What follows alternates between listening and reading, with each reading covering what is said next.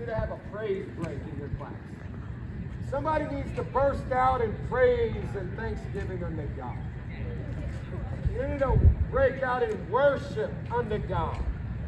And Jesus said, This would have been good in my last video. That right there is Brother Ray. Brother Ray is an icon over here at JMU, coming every week to spread his holy gospel all over us. He's loud, openly homophobic, and honestly, some of us can't even tell if he's actually sane. But nonetheless, we still love him. You want to know why?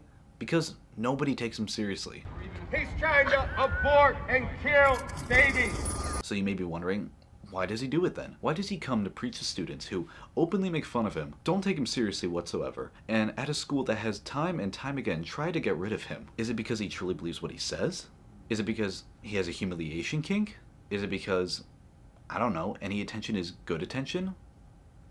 Well, what if I told you, yes, what if I told you that there's a genre on the internet and in real life where people will try to incite a reaction from you by saying or doing the most absurd things because they know at the end of the day, it's your reaction that they want. Welcome to the world of rage bait.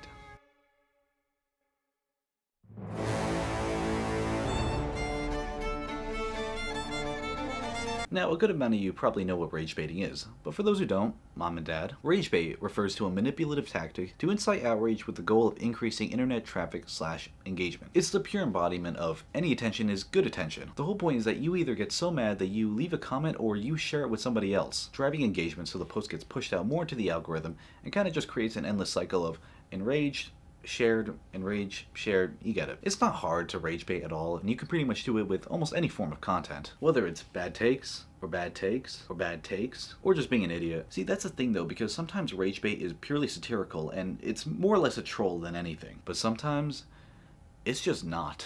Sometimes it's people's just pure and honest opinions, but presented in such an absurd manner that it's meant to get a bigger reaction. Now, I'm not immune to this. I've fallen for the bait many times. But one thing I've kind of noticed over the past months is that rage bait has kind of just gone sloppy. There's just so much more output now, and it's becoming so much less believable, but people are still falling for it. People are getting so caught up in the moment that they're not stopping anymore to think, hey, wait a second, maybe this is what they want. But I think it's best to take a step back and talk about the most popular form of rage bait. So let's look where rage bait has grown in about the past 10 or so years. And that starts with these two bums right here. Let's look at the stats. I've got the facts. My money like Lizzo, my pockets are fat. Homie, I'm epic. Don't be a wap. My comments are not gonna like this. Ben Shapiro and Steven Crowder. Now, I'm not going to harp on them for too long. You already know who they are, but just let me give a quick rundown. Bear with me. These two were massive back in 2016 for going to several college campuses and debating students on pretty controversial topics, so it can be recorded and used for content. And a lot of the time, these two would win their debates because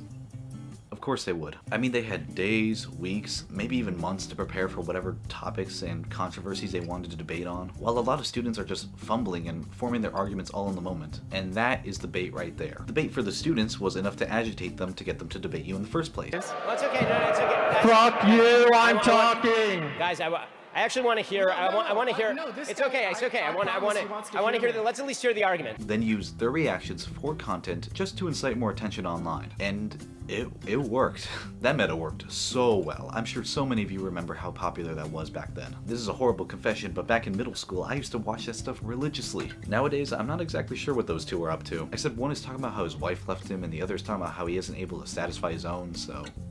But that is a topic for another day. In the modern social media landscape, you can find rage bait just about anywhere. It's become especially prevalent on Twitter, or I guess it's called X now, especially ever since Elon bought it and introduced monetization. Unfortunately, all those posts on X are essentially calling for the Fourth Reich, so I can't show any of it without getting banned. But on X, there are a plethora of videos where you can find the craziest takes. I mean, if you want to see for yourself, just look up xvideos.com. But in the world of short-form content, I would say this man has become the face of right-wing rage bait. Women really saw their husbands come back from 12 hours of work, miserable and tired, and thought, gee, I want to do that too.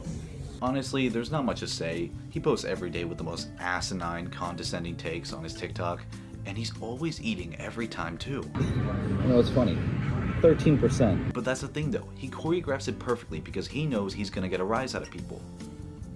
Or at least he thought he would. Now every, and I mean every, single one of his videos are responded to like this. Should trans women be allowed on a lesbian dating app? A better question is, should they allow Freddy Five Bears on dating apps? because if Fast and Freddy Bears was on a dating app, then he'd go, whore.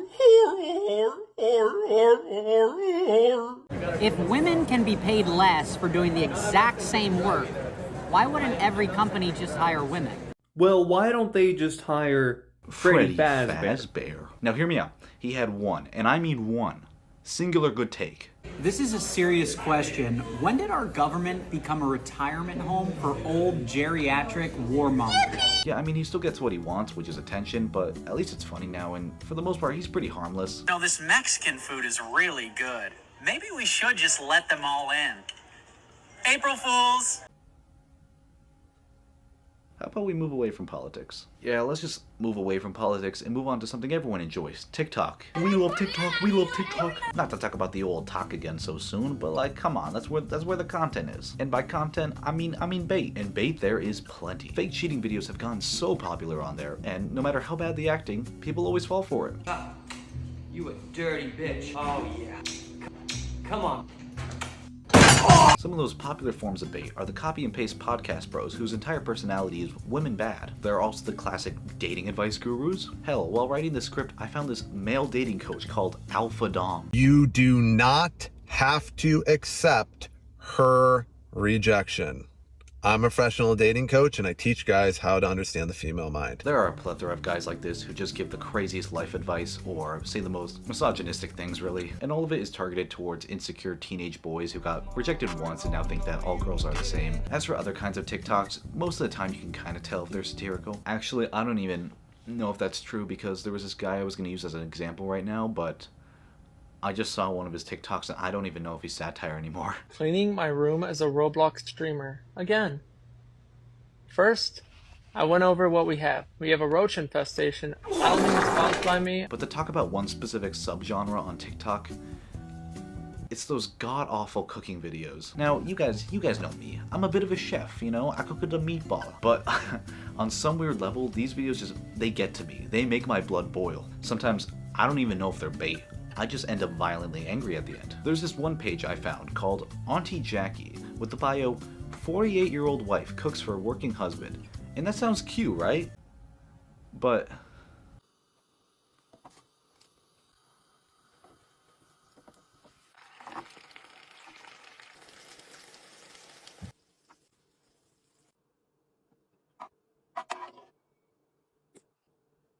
I'm sorry. Your husband's fucking dead.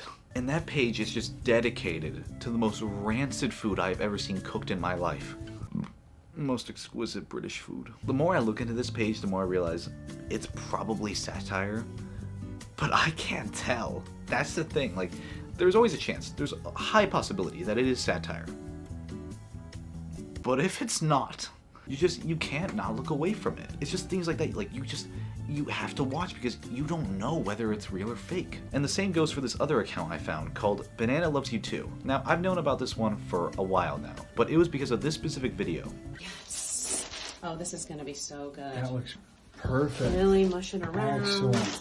Oh, you already emptied this part. Yeah, I emptied Great. that part. Yeah. You want to get your Sprite in there. We can replace this. Right. Okay.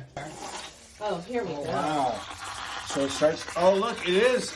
It's filling up. Wow. It's filling up. Go ahead and just get that in there. Get some ice in the punch. Oh, nice. Got the punch here. One for you. That was from 3 years ago. 2021. And she is still doing the same thing as was 6 months ago. Given not with a toilet, thank God. But what? She has become so integrated with the bit, I can't help but respect it. Usually I have like a conclusion or some kind of moral standing to go off of, but yeah, not this time. Don't watch Rage Bait, I guess. Or watch it. I don't really care. Thank you for watching. This is Man Rambles About Random Topic, episode 9. And I want you to know that whatever opinion you have on anything, I believe the exact opposite. So you should go down to the comment and tell me how much you disagree. Tell me how angry you are. Okay, well, bye.